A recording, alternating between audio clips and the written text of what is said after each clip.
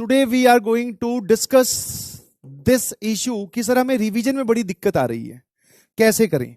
देखो, रिवीजन करने के सबसे पहले आपकी रिवीजन जो है वो एक होती है डेली बेसिस की, जो आप लेक्चर वाइज करते हो। डेली बेसिस वाली मतलब लेक्चर के अकॉर्डिंग, लेक्चर वाइज। एक collective revision that is chapter wise, कि सर हमारा जैसे डिटर्मिनेंट खत्म हो चुका है, अब उसकी रिवीजन कैसे करें।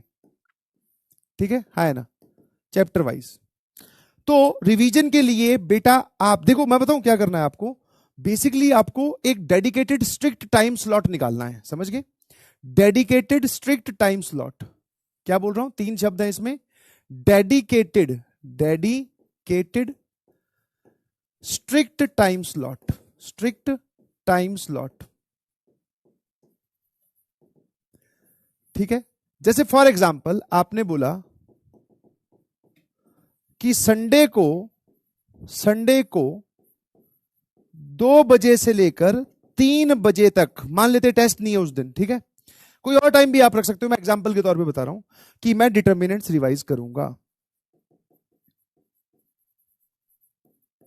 ठीक है ना, संडे को 2 बजे से लेकर 3 बजे तक मैं डिटर्मिनेंट रिवाइज करूंगा। ये आपने एक स्ट्रिक्ट टाइम स्लॉट निकाल लिया, और इसके आपने अपने मोबाइल में क्या लगा लिए सर, नोटिफिकेशन वाली चीज लगा ली, अलार्म लगा लिए, या फिर रिमाइंडर लगा लिया कि हाँ हमें पता चल जाए, सैटरडे को लग जाए।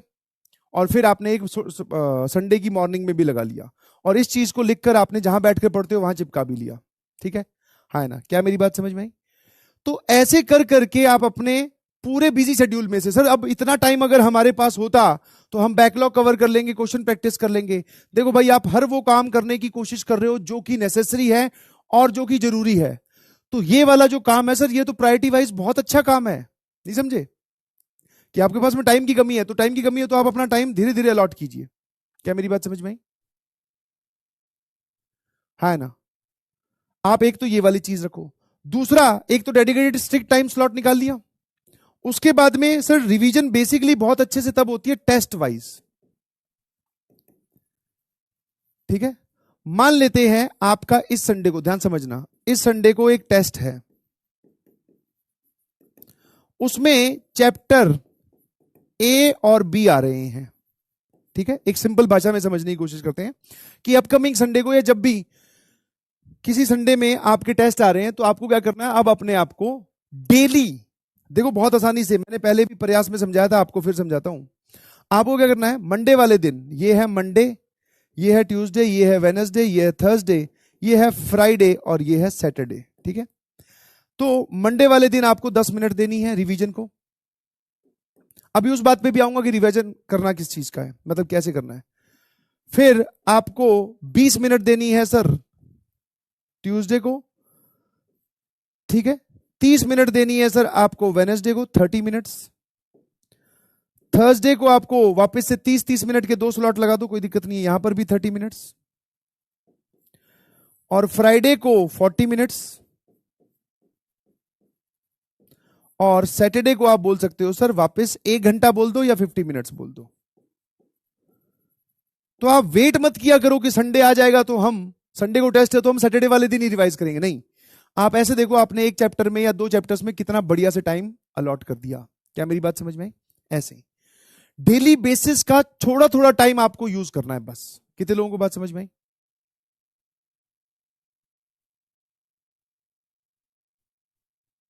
आठ से 10 चैप्टर आ रहे हैं, कक्षा 11th के भी चैप्टर आ रहे हैं।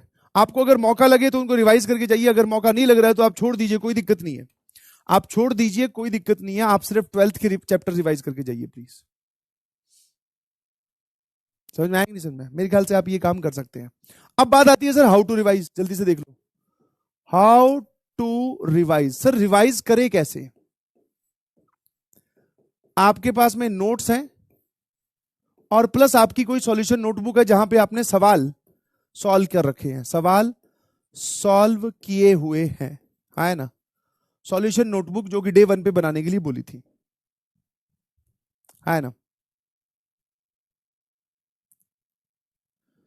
तो जब आप शुरू के 10 मिनट हो तो पहले नोट्स रीड करो।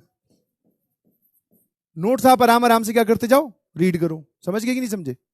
नोट्स आप आराम आराम से रिवाइज करते जाओ। मैं मैथमेटिक्स की बात कर रहा हूं, how to revise maths. Notes read करते जाओ। अच्छा, जैसे डिटर्मिनेंट खोल लिया, अच्छा डिटर्मिनेंट में कोफैक्टर क्या होते हैं, माइनर क्या होते हैं, नीचे हल्का सा सवाल, ठीक है, हाँ है ना, समझ गए।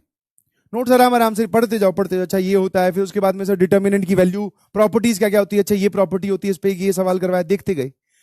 जहां पर आपको लगे कि आपने कोई स्टार मार्क्ड बनाया होगा स्टार, ठीक है, इंपॉर्टेंट कॉन्सेप्ट, कोई फॉर्मूला आया, जैसे सिस्टम ऑफ लीनियर इक्वेशन के केसेस आ गए, मैं साथ साथ में आपको बता रहा हूं, सिस्टम ऑफ लीनियर इक्वेशन के केस बनाने पड़ते हैं कि डेल्टा जीरो है तो कितने सॉल्यूशन आएंगे, डेल्टा नॉन जीरो है तो कौन सा। तो इस चीज को देखकर, जैसे आपको, आप नोट्स पढ़ते जा रहे हो, बीच में एक ऐसी चीज आई जो कि आपको याद करनी है, उसको अलग से पेज पर रफ कॉपी में लिख लिख के याद कर लीजिए, समझ गए, हाँ है ना। फिर सर जहां पर आपको स्टार मार्क क्वेश्चन दिखाई दे, उसको आप रफ में सॉल्व करो, हाँ है ना। आपने शॉर्ट नोट्स बनाए होंगे। देखो रिवीजन आपकी उतनी इफेक्टिव या बहुत अच्छी तब होती है जब आपने चैप्टर में बहुत अच्छे से टाइम बिताया हो।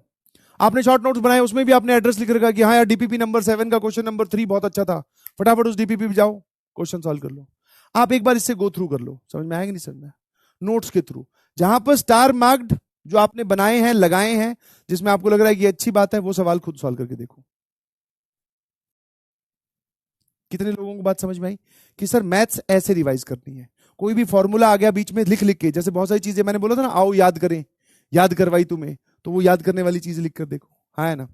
अब ये जहां पे आपने क्वेश्चन सॉल्व करके रखे हुए हैं, इन सॉल्यूशंस को देखते जाओ, सिर्फ क्या करना है, देखते जाओ। अच्छा ऐसा होगा, ओहो अच्छा इसमें ये करना है, ये वाली बात है, देख देख के पढ़ते जाओ। क्या मेरी बात समझ में आती है। इनमें भी कोई स्टार मार्क लगे कि यार बहुत इंपॉर्टेंट था, उसको वापस सॉल्व करके देख लो बस, ठीक है। और इस काम को जब आप पहली बार करोगे तो आई कैन अंडरस्टैंड टाइम लगेगा, दूसरी बार थोड़ा कम टाइम, तीसरी बार बहुत ही कम टाइम, चौथी बार तो तुम बस ऐसे पन्ने पलट रहे होंगे, समझ गए कि नहीं समझे। तो रिवीजन आपकी इफेक्टिव तब होती है जब आप मल्टीपल टाइम्स रिवाइज करते हो। I hope you got my point. SMJ लिखकर भेजिए प्लीज। हाँ जैसे डिटर्मिनेंट की वैल्यू बताई थी तुम्हें, 111, 112 और फिर 123, है ना, 112, 113 और 123। अब वो याद होनी चाहिए, समझे कि नहीं समझे, बस ये खेल है। ये वाला पूरा काम मैंने आपको बता दिया, ऐसे ही करना है, स्ट्रेटेजी और आपको गाइडेंस दे दी जाती है, अब है फॉलो करना। आप अपने पूरे शेड्यूल को तोड़ना अगर सीख गए कि हाँ यार ये वाले जो मेरे पास 20 मिनट है ये मुझे इस चीज को देने हैं, ये वाला जो मेरा टाइम है मुझे इस चीज को देना है, तो आपकी बॉडी अपने आप टाइमली सब चीजों पे पहुंच पाएगी। आप रिवीजन पे भी पहुंच पाओगे, आप पुराने चैप्टर्स के सवालों को भी अटेम्प्ट कर पाओगे, आप चलते हुए चैप्टर्स का होमवर्क भी कर पाओगे, प्रोवाइडेड आपने टाइम स्लॉट बना रखे हैं, ठीक है, हाँ है ना।